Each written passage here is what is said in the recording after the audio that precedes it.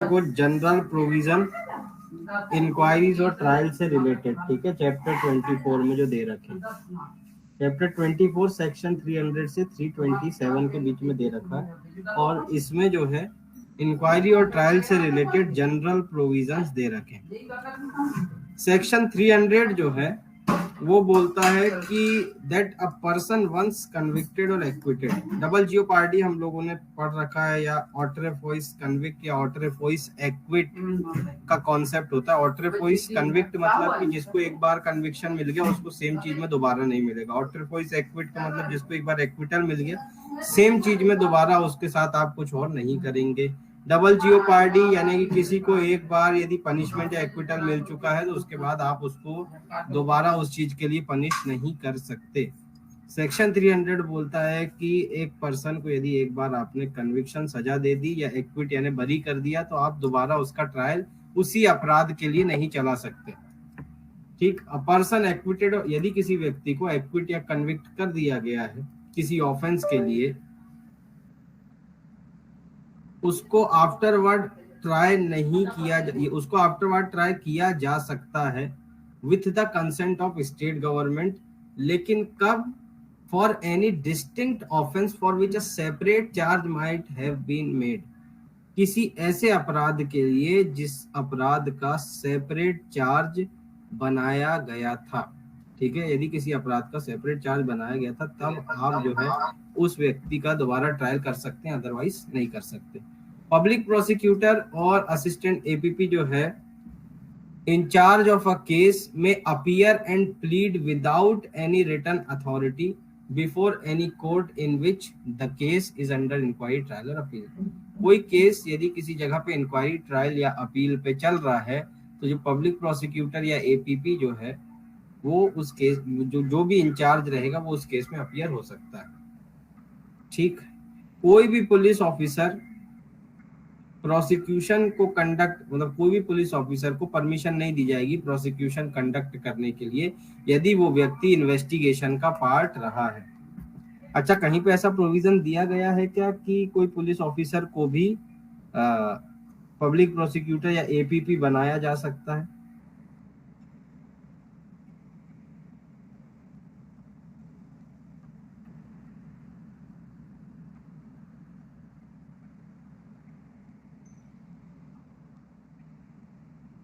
Sir warrant case, हाँ warrant cases में नहीं, वारंट केसेस में नहीं, ऐसा प्रोविजन सेक्शन 23, 24 या 25 तीनों में से किसी एक सेक्शन में ये प्रोविजन दे रखा है कि जहां पे शायद इंस्पेक्टर के लेवल के ऊपर का यदि कोई व्यक्ति या सब इंस्पेक्टर के लेवल के है ना, उसको बनाया जा सकता है प्रोसिक्यूटर, पर यदि वो इन्वेस्टिगेशन का पार्ट है तो फिर उसे नहीं बनाया जाएगा।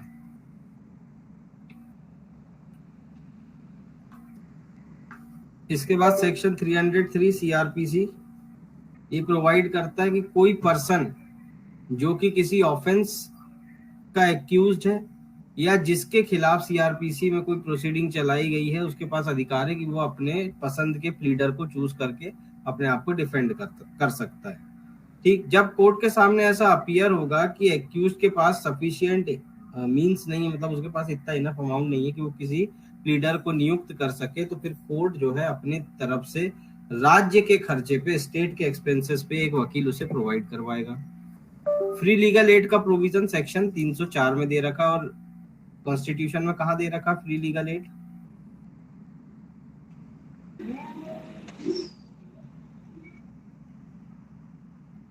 बताइए।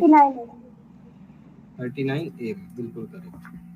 प्रोसीजर व्हेन कॉर्पोरेशन और registered society is an accused, जब कोई कॉर्पोरेशन या कोई रजिस्टर्ड सोसाइटी एक्यूज्ड रहेगी तो उसका प्रोविजन 305 में दे रखा है। जब कॉर्पोरेशन एक एक्यूज्ड पर्सन है किसी इंक्वायरी और ट्रायल में, तो अब देखिए जैसे टाटा इंटरप्राइजेस, अब टाटा इंटरप्राइजेस नाम का तो कोई आदमी है ही नहीं, ये तो एक कॉर्पोरेशन है, तो उसकी तरफ से कोई ना कोई एक रिप्रेजेंटेटिव रहेगा जो जिसको अपॉइंट किया जाएगा कि वो मैटर को देखेगा। ठीक है, chief judicial magistrate, metropolitan magistrate और जेएमएफसी जो है वो पार्डन दे सकता है एकम्प्लिस को सेक्शन 306 के तहत। यदि वो क्या होता है कि सरकारी गवाह उनको बना लेते हैं, यदि वो सारी चीजें सच सच बता देता है तो सरकारी गवाह बनाने के बाद फिर उसे पार्डन ये दे देते हैं।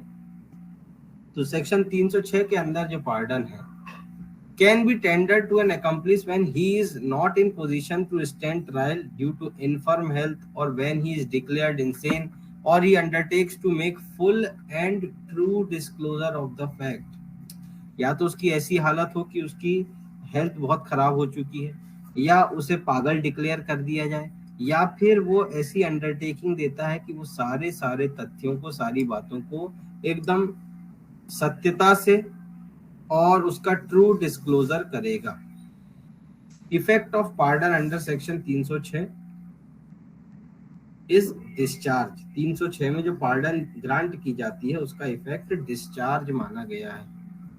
एनी पर्सन, कोई हर वो व्यक्ति जिसने की पार्डन को एक्सेप्ट किया है 306 के तहत या 307 के तहत, वो has either by wilfully concealing anything, यदि वो अपनी इच्छा से कोई तथ्य को छिपाता है, ठीक है, कोई एसेंशियल चीज नहीं बताता, या फॉल्स एविडेंस दे देता है, ठीक है, तो फिर not complied with the condition in which the tender was made is to be certified by public prosecutor. फिर पब्लिक प्रोसिक्यूटर जो है एक चीज बताएगा कोर्ट के समक्ष कि भैया ये जो व्यक्ति है जिसको पार्डन आप ग्रांट कर रहे हैं, ये व्यक्ति गलत बातें कर रहा है, ये व्यक्ति फॉल्स स्टेटमेंट दे रहा है, या ये व्यक्ति इंपॉर्टेंट या एसेंशियल फैक्ट को छिपा रहा है। अंडर सेक्शन 308 एकम्प्लिस जो है, जो कि कंडीशंस का कंप्लायंस नहीं करेगा, उसको अलग से प्रोसिक्यूट करके उसका सेपरेट केस चलाया जाएगा फॉल्स एविडेंस देने के लिए। लेकिन ऐसा करने के पहले आपको हाई कोर्ट से सैंक्शन लेना पड़ेगा। किसी भी प्रोसीडिंग को पोस्टपोन और एडजर्न करने की पावर 309 में दे रखी है। मजिस्ट्रेट जो है can inspect proper appreciation of evidence under section, देखो 310 के तहत मजिस्ट्रेट प्रॉपरली इंस्पेक्शन कर सकता है एविडेंसेस का या किसी प्लेस का, ठीक है, ड्यूरिंग ट्रायल के दौरान। लोकल इंस्पेक्शन मतलब यदि कोई विटनेस को प्रोसिक्यूशन विटनेस के रूप में एग्जामिन किया गया है तो बाद में उसे एप्लीकेशन देके रिकॉल भी किया जा सकता है, सेक्शन 311 कहता है। ठीक, 311 प्रोवाइड करता है कि कोर्ट के पास पावर है कि वो किसी पर्सन को किसी भी स्टेज में, किसी विटनेस को, किसी पर्सन को विटनेस के रूप में किसी भी स्टेज में रिकॉल कर सकता है। कोर्ट में एग्जामिन पर्सन इन अटेंडेंस, ठीक है, कोर्ट जो है किसी पर्सन को उसकी मतलब कोई व्यक्ति जो कि कोर्ट में प्रेजेंट है उसको एग्जामिन कर सकता है कोर्ट तुरंत। Court shall summon and examine, court जो है समन करके और एग्जामिन कर सकता है या रिकॉल कर सकता है या री एग्जामिन कर सकता है किसी पर्सन को, यदि उसको ऐसा लगता है कि इस व्यक्ति का एग्जामिनेशन करना बहुत आवश्यक है। Zahira Habibullah Sheikh versus state of Gujarat में क्या हुआ, ये हेल्ड किया गया कि if it is essential for the end of justice then the witness, actually ही लिखा है यहाँ पे, then the witness shall be summon. यदि देखो ये एसेंशियल लगता है कि for the end of justice it is very necessary, तो ऐसी कंडीशन में किसी भी विटनेस को समन भेजा जा सकता है और जो प्रोसिक्यूशन से मिस्टेक की गई है उसे रेक्टिफाई किया जा सकता है। Section 311A magistrate of first class को पावर देता है यदि वो सेटिस्फाइड है that it is expedient to direct any person to give specimen signature और हैंड राइटिंग, वो बोल सकता है किसी व्यक्ति को कि भैया आप अपने यहाँ पे सिग्नेचर कर दीजिए, या फिर आप अपनी हैंड राइटिंग 1 पेज 2 पेज यहाँ पे लिखिए, या आप यहाँ पे अपने 10-12 सिग्नेचर के स्पेसिमेन दीजिए ताकि हम उसकी जांच करवा सकें। कोई भी क्रिमिनल कोर्ट जो है may order payment on part of the government of reasonable expenses of any complainant or witness attending। तो क्रिमिनल कोर्ट ये बोल सकती है कि भैया कि एक रीजनेबल एक्सपेंसेस जो हैं वो गवर्नमेंट प्रोवाइड करे कंप्लेनेंट को या विटनेस को जो कि इंक्वायरी ट्रायल अदर प्रोसीडिंग को कोर्ट में आके अटेंड कर रहा है। ड्यूरिंग ट्रायल के दौरान जो एक्यूज्ड पर्सन के स्टेटमेंट है उसको कोर्ट के द्वारा रिकॉर्ड किया जाएगा। सेक्शन 313 सीआरपीसी कहता है कि एक्यूज्ड को एग्जामिन करने का पर्पस जो है is to enable the accused personally. 313 में जो एग्जामिन किया जा रहा है एक्यूज्ड को, उसमें केवल एक्यूज्ड क्या तरीके से पर्सनली उन परिस्थितियों को, उन सर्कमस्टांसेस को एक्सप्लेन करता है जो उसके अगेंस्ट पेश किए गए हैं, वो जानना है। ठीक है, 313 का जो एग्जामिनेशन, जब 313 में एग्जामिनेशन होता है, a circumstances incriminating the accused is not put to the accused for his explanation। ऐसे circumstances, ऐसी परिस्थितियां जिससे किसी accused को गिल्टी माना जा सकता, वो उसके सामने नहीं रखी जाएंगी। ठीक, ऐसे circumstances को accused के अगेंस्ट यूज भी नहीं किया जा सकता, क्योंकि एविडेंस के रूप में ये इनएडमिसिबल है और वो इररिलेवेंट हो जाता है एविडेंस के पर्पस के लिए। ठीक है, तो कोर्ट उसको वैसे ही कंसिडरेशन में नहीं ले सकती। 313 में स्टेटमेंट जो होता है एक्यूज्ड का, वो अंडर ओथ नहीं होगा।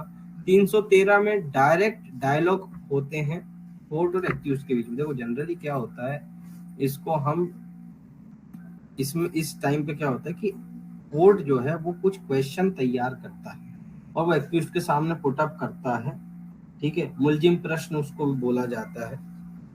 तो वो एक्यूज्ड के सामने क्वेश्चन सीधे पुट अप करता है और उसके आंसर जो है एक्यूज्ड आपको बताते जाता है कोर्ट को। बाय वर्च्यू ऑफ सेक्शन 313(5) के हिसाब से जो एक्यूज्ड का एग्जामिनेशन 313 में किया जा रहा है, वो ओरल और रिटन दोनों हो सकते हैं।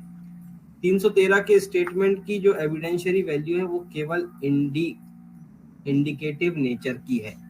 ठीक है, कोई यदि इरेगुलरिटी हो भी जाती है 313 के अंदर, तो उसको क्यूरेबल इरेगुलरिटी माना जाएगा, मतलब कि सुधार करने योग्य इरेगुलरिटी उसे माना जाएगा कि वो सुधारपूर्ण है, उसे सुधारा जा सकता है। Dharampal Singh versus state of Punjab में ये हेल्ड किया गया कि जो सेक्शन 313 का एग्जामिनेशन है उसमें कोर्ट केवल ऐसे फैक्ट पुट अप करेगा जो एक्यूज्ड के एडवर्स है। ठीक है, and it shall put the fact and not inference. और जो फैक्ट वो तथ्य उसके सामने रख रहा है, तो वो फैक्ट पूछेगा या फैक्ट उसके सामने रखेगा, लेकिन वो अपना इन्फेरेंस नहीं बताएगा। इन्फेरेंस मतलब कि कोर्ट आपसे यदि क्वेश्चन पूछेगा कि क्या आप 4 तारीख को वहां गए थे, ठीक है, कोर्ट ये नहीं पूछेगा कि हमको ऐसा लगता है कि आप 4 तारीख को वहां जाके अपराध करके आए थे। ये क्वेश्चन नहीं कोर्ट का रहेगा। कोर्ट केवल फैक्ट उसके सामने रखेगा, उसको हाँ कहना है या डिनायल देना है, एक्सेप्टेंस करना है या डिनायल देना है। यदि एक्यूज्ड को अपॉर्चुनिटी नहीं दी गई सेक्शन 313 के अंदर with respect to some fact, तो ऐसी कंडीशन में वो एडमिसिबिलिटी को अपोज कर सकता है उन फैक्ट्स के लिए जो कि on the ground of violation of principle of natural justice.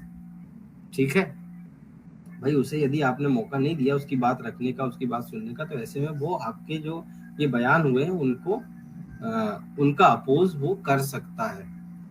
In Basavaraj R Patil versus state of Karnataka में ये हेल्ड किया गया कि इवन इन केसेस, वो केसेस जो कि प्रोवाइजो में फॉल नहीं करते, जो सेक्शन 313 का एग्जामिनेशन है, can be dispensed with but not in totality. मतलब ये कि यदि ऐसा पता चलता है कि एक्यूज्ड का पर्सनल एग्जामिनेशन इररिपेरेबल लॉस कॉज कर सकता है और एक्यूज्ड ऐसा स्टेट करता है कि he doesn't have material explanation to the prosecution evidence, कि उसके पास कोई मटेरियल एविडेंस नहीं या मटेरियल एक्सप्लेनेशन नहीं है प्रोसिक्यूशन के एविडेंस पर, तो ऐसी कंडीशन में कोर्ट राइटिंग फॉर्म में भी एग्जामिनेशन उसका ले सकता है। ठीक है, 313(5) was added in CRPC 2009 में इस क्लॉज को ऐड किया गया था। इसके बाद कोई भी प्रोसीडिंग की जो पार्टी है, जब एविडेंस क्लोज हो जाएंगे उसके बाद एक कंसाइज ओरल आर्ग्यूमेंट पेश करेगा। ठीक है, और यदि वो चाहे तो एक मेमोरेंडम भी दे सकता है अपने आर्ग्यूमेंट के सपोर्ट। 315 सीआरपीसी जो है एक्यूज्ड पर्सन को कॉम्पिटेंट विटनेस बोलता है। 315 के हिसाब से एक एक्यूज जो है उसे एज अ विटनेस बुलाया जा सकता है केवल कब, जब वो खुद ऐसी रिक्वेस्ट करता है कि मुझे ऐसा विटनेस बुलाया जाए। ठीक है। इसके बाद यदि एक्यूज्ड फेल हो जाता है एविडेंस देने में, तो शेल नीदर भी सब्जेक्ट टू एनी कम, तो पार्टीज ना तो पार्टी उस पर कोई कमेंट कर सकती है, ना कोर्ट कर सकती है, ना ही ऐसा प्रिज्यूम किया जाएगा कि उसने कोई अपराध किया है, ठीक है, या और एनी अदर पर्सन फेसिंग, ना कोई प्रिजम्पशन उसके खिलाफ बनाया जाएगा और ना ही कोई ऐसा पर्सन जो कि उसके साथ सेम ट्रायल में चार्जेस फेस कर रहा है उनके खिलाफ भी कोई प्रिजम्पशन नहीं बनाया जाएगा यदि वो किसी क्वेश्चन का आंसर देने से अटक जाता है। तो सेक्शन 316 के हिसाब से no influence by means of any promise, देखो किसी भी तरीके का प्रॉमिस, कोई थ्रेट या कोई भी अदर चीज जो है उसका इस्तेमाल करके आप इन्फ्लुएंस नहीं कर सकते और ना ही एक्यूज्ड पर्सन के अगेंस्ट यूज कर सकते हैं, ठीक है, ताकि उसको आप इंड्यूस करें कि नहीं नहीं तुम तो सारी बातें बता दो, हम तो तुमको बचा के ला ही लेंगे। तो ये सारी चीजें भी आप उसके सामने नहीं पुट अप कर सकते। हाँ, बीइंग एन लॉयर, यदि आप उसके लॉयर हैं तो आपको तो उसकी सारी बातें जानना जरूरी है, पर यदि आप वो बातें सामने वाले व्यक्ति को बता देते हैं तो वो फिर आपके अगेंस्ट कॉन्ट्रडिक्टरी हो जाएगा।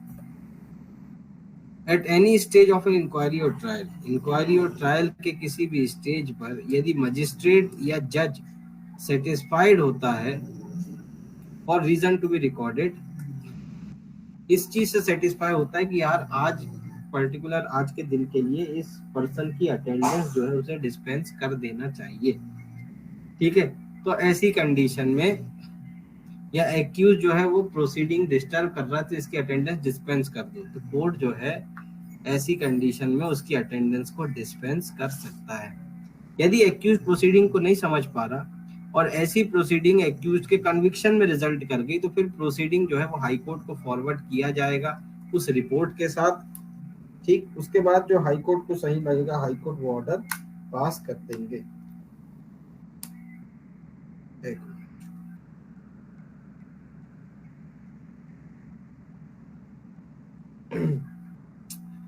फिर the power to proceed against other person appearing to be guilty of offence, देखो अब 319 क्या बोलता है, 319 कहता है कि भैया यदि आपको ऐसा लगता है कि कोई व्यक्ति और है जिसने भी अपराध किया तो आप उसके खिलाफ उसको भी अपराधी बना सकते हैं 319 की एप्लीकेशन लगा के, ठीक। 319 एडिशनल प्रोसिक्यूशन का पावर देता है।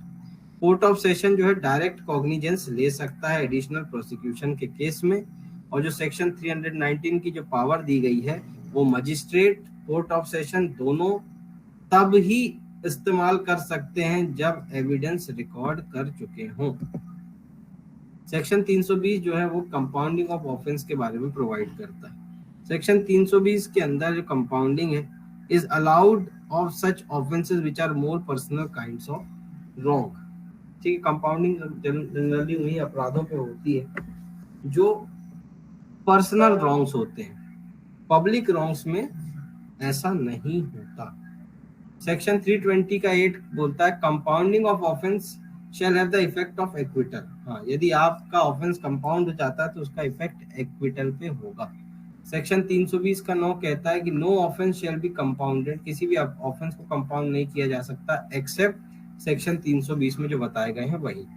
Venkat and other versus state of Maharashtra, जिसमें यह हेल्ड किया गया कि यदि कोई कंपाउंडिंग को अलाउ किया गया है कोर्ट के द्वारा 320 के बियॉन्ड तो फिर उसे बैड लॉ माना जाएगा और उसे फॉलो नहीं किया जाएगा। Hasi Mohan Barman versus state of Assam and another, इसमें यह हेल्ड किया गया कि यदि कोई ऑफेंस जो है वो फॉल नहीं करता 320 के अंदर तो फिर कंपाउंडिंग उसकी नहीं हो सकती, लेकिन यदि पार्टी ने कॉम्प्रोमाइज किया है तो फिर सेंटेंस को घटाया जा सकता है। जो सेक्शन 329 में कंपाउंडिंग है वो ऑर्डर 23 रूल 3 के सिमिलर है, 329 नहीं 320 होना चाहिए, ठीक है। Guardian requires the permission for court for the compounding of, guardian जो है उसे कोर्ट की परमिशन की रिक्वायरमेंट लगेगी यदि वो ऑफेंसेस को कंपाउंड करते हैं तो, और जहां पे विक्टिम डेड हो गया है, विक्टिम की मृत्यु हो गई तो उसके एलआर जो है वो मैटर को कंपाउंड कर सकते हैं कोर्ट की परमिशन से। जहां पे ऑफेंस कंपाउंडेबल है 320 के तहत तो फिर ऐसे ऑफेंस का अबेटमेंट या अटेम्प्ट जो है वो भी कंपाउंड जाएगा। ऐसे ऑफेंसेस जिसमें कॉम्प्रोमाइज जो है वो बीच में करवाया जा सकता है तो उसे हम कंपाउंडेबल ऑफेंस कहते हैं। 307 आईपीसी जो है वो कंपाउंडेबल नहीं है, 353 कंपाउंडेबल नहीं है, 388 कंपाउंडेबल नहीं है। जहां पे एक्यूज जो है उसे ट्रायल के लिए कमिट कर दिया गया या वेदर चाहे वो कन्विक्टेड हो या उसकी अपील पेंडिंग हो, no composition of the offence shall be allowed except with the leave of the court. तो फिर तब तक आप जो है कॉम्प्रोमाइज नहीं कर सकते, यदि करना चाहते हैं तो केवल और केवल कोर्ट की परमिशन के बाद।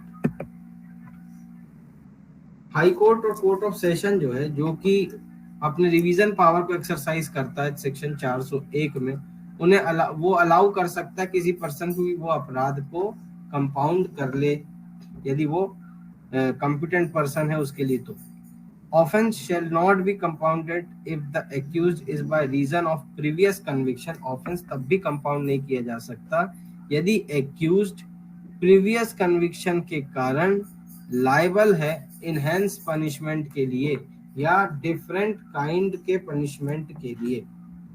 सेक्शन 321 withdrawal from prosecution की बात करता है। 321 कहता है case withdrawal from prosecution. Public prosecutor या एपीपी जो है, जो भी इंचार्ज है जिस केस का, वो कोर्ट की कंसेंट के बाद जजमेंट आने के पहले क्या कर सकता है, केस विड्रॉ कर सकता है। सेक्शन 321 बोलता है कि 321 के अंदर जो विड्रॉल हुआ है वो या तो जनरली भी हो सकता है या किसी एक या एक से ज्यादा अपराध के लिए भी किया जा सकता है। पब्लिक प्रोसिक्यूटर जो किसी केस का इंचार्ज है वो कोर्ट की परमिशन से किसी भी केस को विड्रॉ कर सकता है from getting prosecuted. Prosecution of a case जिस ऐसे केसेस जिसमें मिस एप्रोप्रिएशन ऑफ प्रॉपर्टी है जो कि सेंट्रल गवर्नमेंट को बिलोंग करती है, उसे पब्लिक प्रोसिक्यूटर विड्रॉ कर सकता है जिसे स्टेट गवर्नमेंट ने अपॉइंट किया है या जिसे सेंट्रल गवर्नमेंट द्वारा पब्लिक प्रोसिक्यूटर चुना गया है। यदि कोई विड्रॉवल चार्ज फ्रेम होने के पहले हो जाते हैं तो उसे डिस्चार्ज, एक्यूज को डिस्चार्ज माना जाएगा। यदि बाद में होते हैं तो फिर एक्यूज को एक्विटेड माना जाएगा। सेक्शन 322 सीआरपीसी कहता है यदि ट्रायल या इंक्वायरी के दौरान मजिस्ट्रेट इस बात से सेटिस्फाइड है कि उसका इस केस में जुरिस्डिक्शन नहीं है तो फिर वो केस सीजेएम के पास भेज सकता है। Condition under which case can be transferred, ऐसी कंडीशन जिनके तहत केस ट्रांसफर किए जा सकते हैं जुडिशियल मजिस्ट्रेट को के द्वारा सीजेएम को। 322 में वो ऐसे केसेस हैं जो कि सीजेएम के द्वारा भी ट्राई किए जा सकते हो या ऐसे केसेस जो कि स्पेसिफिकली किसी अदर मजिस्ट्रेट के द्वारा ट्राई किए जा रहे हैं या फिर ऐसे मजिस्ट्रेट या फिर जो मजिस्ट्रेट ट्राई कर रहा है केस को उसका जुरिस्डिक्शन उस पर्टिकुलर केस में नहीं है, तभी केस सीजेएम के पास ट्रांसफर होगा। सेक्शन 323 कहता है वो केसेस जो कि कोर्ट ऑफ सेशन में ट्राई किए जाने चाहिए थे पब्लिक इंटरेस्ट में या सीवियर पनिशमेंट में, ऐसे केसेस जो कि ज्यादा टेक्निकल नेचर के होते हैं। Section 323 323 prescribes only the power of committal. 323 में केवल कमिटल का पावर दे रखा है, वही सेक्शन 209 में कमिटल के साथ साथ प्रोसेस ऑफ कमिटल का भी पावर दिया गया, मतलब पावर भी दिया गया और प्रोसेस ऑफ कमिटल भी दिया गया। क्रिमिनल केस को जो है कमिट किया जा सकता है कोर्ट ऑफ सेशन में जुडिशियल मजिस्ट्रेट के द्वारा अंडर सेक्शन 209 सीआरपीसी, ठीक है, 209 सीआरपीसी के तहत भी। अब देखो सेक्शन 324 सीआरपीसी का बोलता है ट्रायल ऑफ पर्सन प्रीवियस, ऐसा पर्सन जिसको पहले ऑलरेडी कन्विक्ट किया जा चुका है कॉइनेज, स्टाम्प लॉ या किसी प्रॉपर्टी लॉ के तहत, तो उसे किस तरीके से उसका ट्रायल चलेगा वो 324 बताता है। जब कोई मजिस्ट्रेट इस ओपिनियन का है एविडेंस सुनने के बाद प्रोसिक्यूशन और एक्यूज के कि भाई कोई एक्यूज गिल्टी है और उससे कठोर पनिशमेंट दिया जाना चाहिए। तो फिर ऐसा मजिस्ट्रेट जो है वो एम्पावर्ड है, और जो मजिस्ट्रेट जो है वो केस को फॉरवर्ड कर सकता है सीजेएम को 325 के तहत। सीजेएम की जो पावर है जब कोई केस उसके पास 325 के तहत सबमिट किया गया है, वो ऐसी है कि वो फ्री है, कोई भी फर्दर एविडेंस या तो खुद ले ले, या नए तरीके से डी नोवो यानी कि नए तरीके से ट्रायल को स्टार्ट करना, या फिर वो प्रोसीड कर सकता है उन केसेस में from the point where he receive, जहां से उसको मिला वहीं से आगे फर्दर प्रोसीड कर जाएगा, या फिर वो एक्यूज को एक्विट भी कर सकता है, और या फिर वो कन्विक्शन भी सुना सकता है। ठीक है। इसके बाद कह रहा है कि when the personal attendance of the accused, यदि एक्यूज्ड की पर्सनल अटेंडेंस ऑलरेडी डिस्पेंस की जा चुकी है, ठीक है, या फिर जहां पे जजमेंट इस नेचर का है, जजमेंट एक्विटल आ गया है, तो प्रेजेंस जो है एक्यूज्ड की उसे डिस्पेंस किया जाएगा with at the time of delivering the judgment, judgment deliver करते टाइम। अब क्या कह रहा है 326, टॉक्स अबाउट कन्विक्शन और कमिटमेंट ऑन एविडेंस। यदि एविडेंस को पार्टली रिकॉर्ड कर लिया गया है एक मजिस्ट्रेट के द्वारा और पार्टली अनदर मजिस्ट्रेट के द्वारा, तो भी उसमें नया मजिस्ट्रेट अपना कन्विक्शन दे सकता है। For the purpose of inquiry और ट्राइंग ऑफेंसेस, इंक्वायरी के टाइम या ऑफेंसेस ट्राई करते टाइम एक क्रिमिनल कोर्ट को ओपन कोर्ट माना जाएगा। 328 से 339 में जो है प्रोविजन दिए गए accused person of unsound mind, ठीक है, जो अनसाउंड माइंड के जो एक्यूज्ड पर्सन होते हैं, देखिए उनको भी लीगल प्रोटेक्शन दिया जाना जरूरी है। इसके बाद वो प्रोसीजर बताया गया 329 में कि कैसे उनका ट्रायल चलाया जाएगा। ठीक, इफ एट द ट्रायल, यदि अनसाउंड माइंड का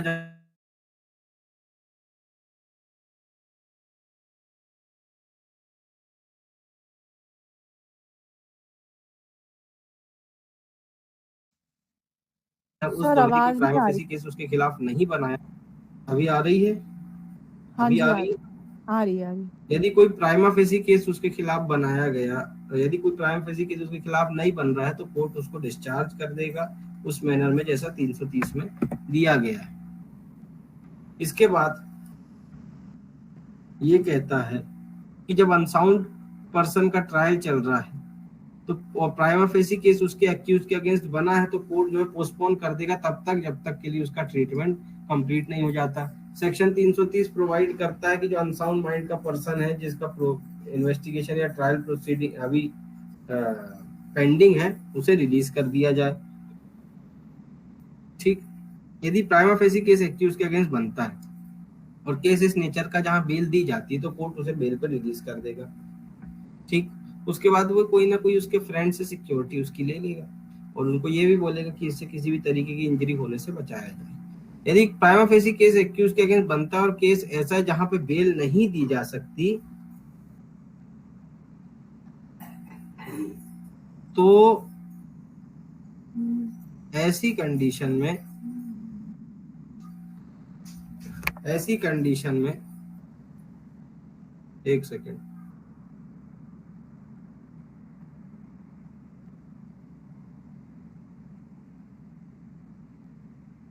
यदि प्राइमा फेसी केस जो है वो एक्यूज के अगेंस्ट किया गया है और केस इस नेचर का है जिसमें बेल ग्रांट नहीं की जा सकती, तो फिर कोर्ट जो है वो ऑर्डर करेगा एक्यूज को to be kept in such a place, उसे ऐसी प्लेस पर रखा जाए जहां पे उसे रेगुलर साइकेट्रिक ट्रीटमेंट प्रोवाइड किया जा सके। सेक्शन 331 सीआरपीसी का प्रोवाइड करता है कि यदि अनसाउंडनेस जो है एक्यूज की वो सीज हो गई है ना, अनसाउंडनेस खत्म हो गई, अब वो साउंड माइंड का हो गया, तो कोर्ट जो है रिज्यूम कर सकता है इंक्वायरी और ट्रायल को। ठीक है, और फिर एक्यूज को बोल सकता है कि भाई आप अपीयर होइए मजिस्ट्रेट या कोर्ट के सामने। फिर सेक्शन 332 प्रोवाइड करता है कि if after appearing before the court के समक्ष अपीयर होने के बाद, सेक्शन 331 के हिसाब से यदि एक्यूज्ड अभी भी अपना डिफेंस नहीं बना पा रहा है, तो मजिस्ट्रेट जो है वो एक्यूज्ड के साथ डील कर सकता है। ठीक है, इसके बाद ये कह रहा है section 333 that at the time of inquiry और ट्रायल के दौरान यदि कोर्ट को ऐसा लगता है कि एक्यूज ने जो है उस एक्ट को कमिट किया था लेकिन वो अनसाउंड था और वो उस नेचर को नहीं समझ पाता था, तो भी मजिस्ट्रेट जो है केस के साथ फर्दर प्रोसीड कर सकता है। सेक्शन 334 बोलता है कि जब कोई पर्सन एक्विट किया गया, जब किसी पर्सन को एक्विट किया गया है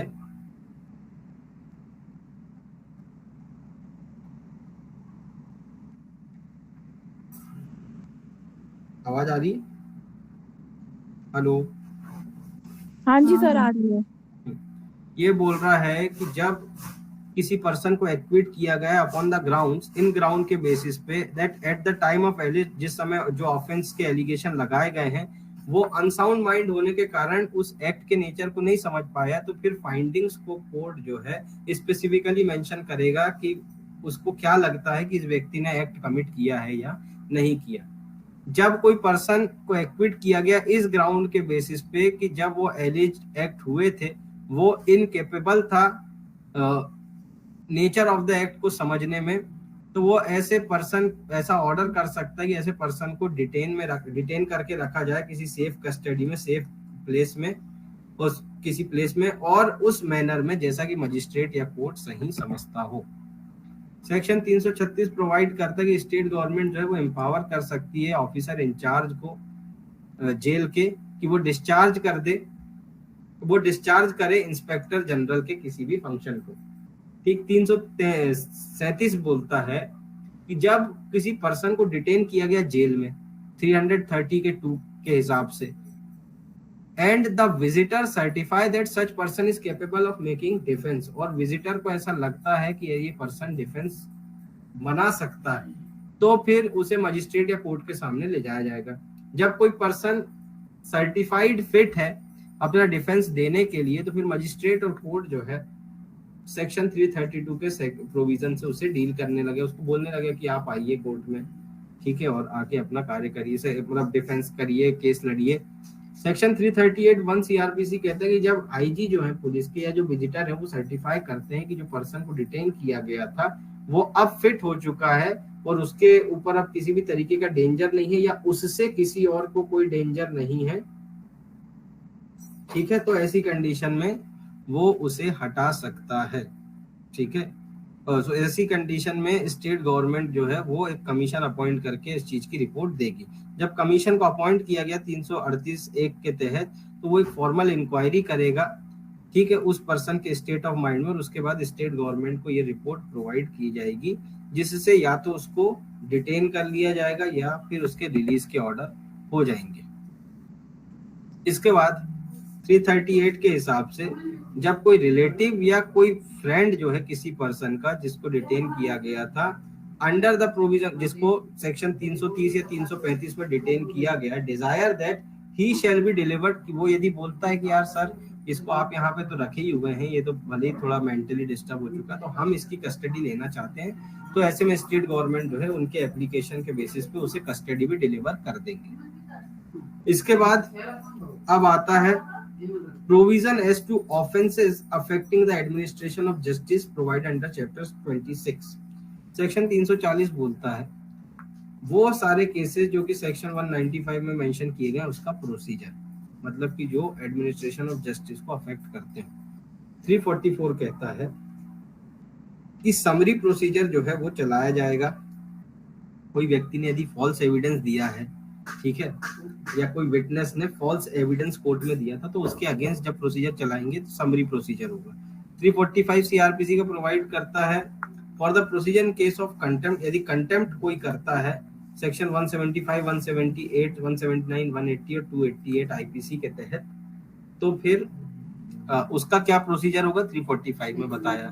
348 कहता है कि जहां court has under section 345 adjust any offender to punishment, जहां कोर्ट ने किसी व्यक्ति को पनिशमेंट दिया है 345 के तहत, तो कोर्ट जो अपने डिस्क्रिप्शन में उस ऑफेंडर को डिस्चार्ज भी कर सकता है या उसकी सजा को कम भी कर सकता है, रिमिट भी कर सकता है। 349 के हिसाब से, 349 सीआरपीसी के हिसाब से यदि कोई विटनेस या कोई पर्सन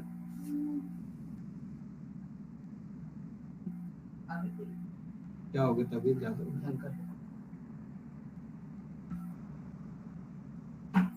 सेक्शन 349 सीआरपीसी के हिसाब से यदि कोई विटनेस या कोई पर्सन जिसको बोला गया था कि आप कोई पर्टिकुलर चीज को प्रोड्यूस करिए या कोई डॉक्यूमेंट प्रोड्यूस करिए कोर्ट में, और वो रिफ्यूज कर देता है उस क्वेश्चन को आंसर करने से या वो चीज को प्रेजेंट करने से किसी रीजनेबल एक्यूज के, तो कोर्ट उसे 7 दिन के लिए सिंपल इम्प्रिजनमेंट में भेज सकता है। ये क्वेश्चन कभी पूछा नहीं जाता, लेकिन ये क्वेश्चन जुडिशरी में जरूर आएगा किसी दिन। बीएनएसएस का इसका प्रोविजन देख लेना, ठीक है। यदि कोई पर्सन को सिंपल इम्प्रिजनमेंट के में भेजा गया 349 के तहत और उसके बावजूद भी वो कंटिन्यू रिफ्यूज करता है, तो फिर सेक्शन 345 346 से उसे डील किया जाएगा। 350 प्रोवाइड करता है कि एक विटनेस को जो है समरीली ट्राई किया जाएगा यदि वो समन भेजने के बाद भी कोर्ट में अटेंडेंस नहीं देता।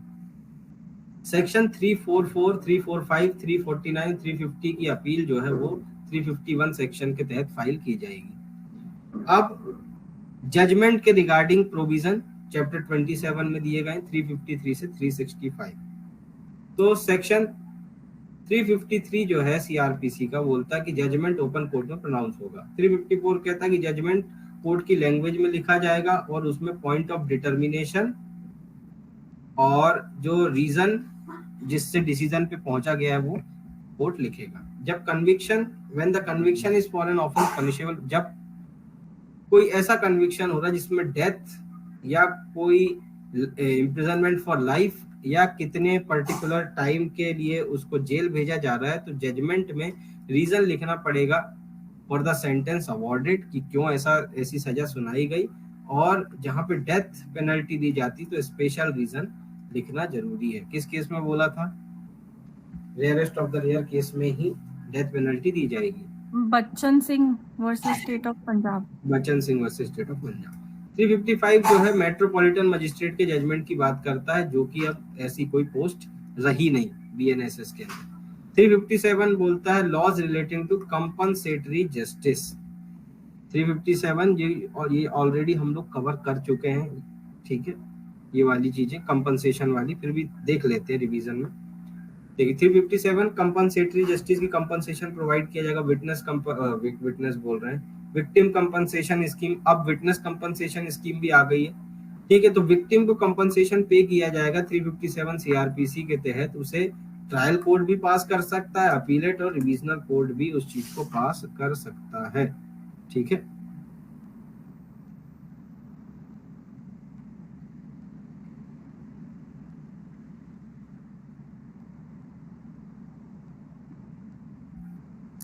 इसके बाद विक्टिम कंपनसेशन स्कीम जो सेक्शन 357 ए में आई गई थी, उसे 2009 में इंट्रोड्यूस किया गया। विक्टिम कंपनसेशन स्कीम जो है सीआरपीसी अमेंडमेंट एक्ट 2008 से लाया गया था। इसके हिसाब से एक विक्टिम कंपनसेशन स्कीम तैयार की जाएगी हर स्टेट गवर्नमेंट के द्वारा, जो सेंट्रल गवर्नमेंट के कोऑर्डिनेशन में ऐसी स्कीम बनाएगी, जिसमें कि विक्टिम्स के कंपनसेशन या उनपे जो डिपेंडेंट लोग हैं जिनको कोई लॉस हुई है, कोई इंजरी हुई है क्राइम होने के कारण, तो उन्हें कंपनसेशन दिलवाया जाएगा, ठीक है। 357B provides that compensation payable by the state, जो कंपनसेशन स्टेट गवर्नमेंट के द्वारा पेएबल है सेक्शन 357A में, वो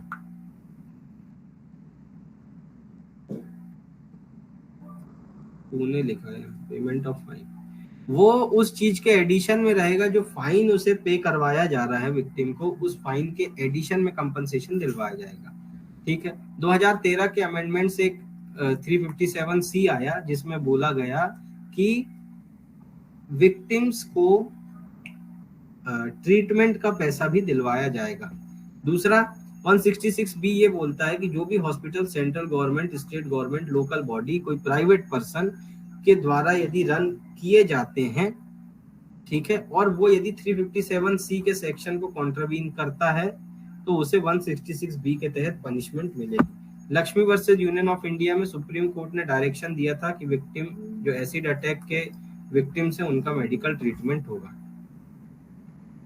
358 बोलता है magistrate by whom case is heard, जिस मजिस्ट्रेट ने केस को सुना है वो कंपनसेशन अवार्ड कर सकता है।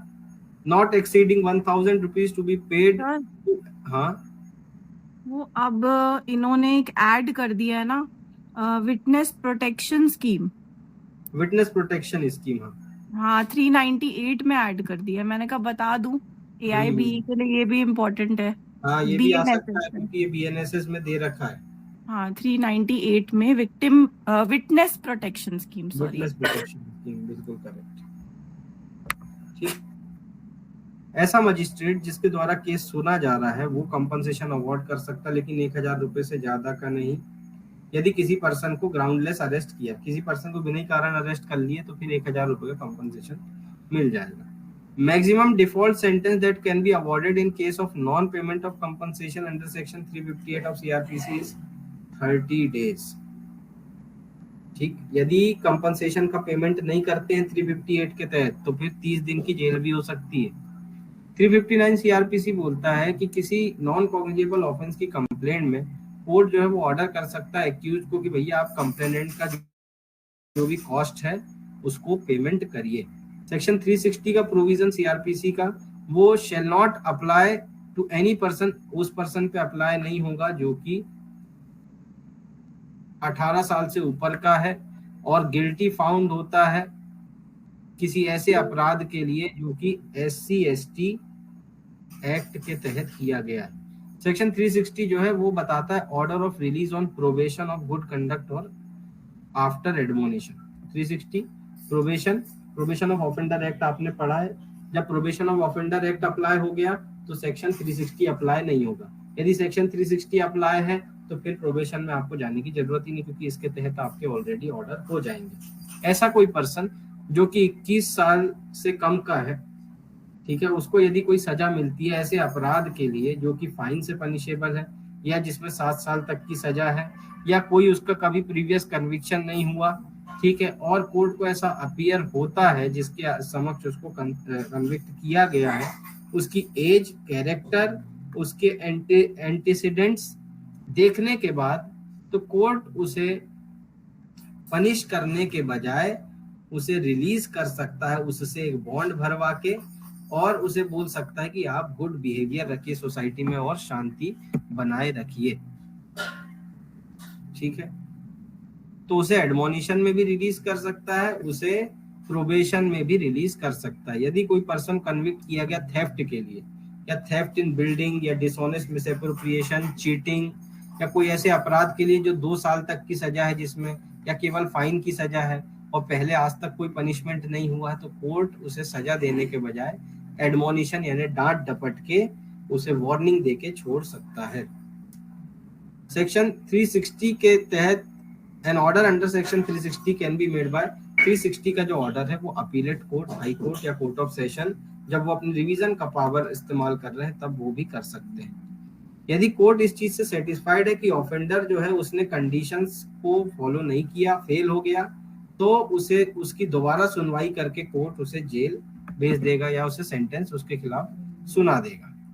सेक्शन 362 CRPC का बोलता है the review of judgment or final order is prohibited except to correct a clerical or arithmetical. Review जो है, रिव्यू इसमें होता नहीं है, केवल और केवल रिव्यू होगा तो आपकी जो अरिथमेटिकल और क्लरिकल मिस्टेक्स हैं उसे सुधारा जाएगा। 362 CRPC provides that no court shall alter the judgment। यदि एक बार जजमेंट बन गया तो फिर उस जजमेंट को ऑल्टर नहीं किया जा सकता। ठीक है।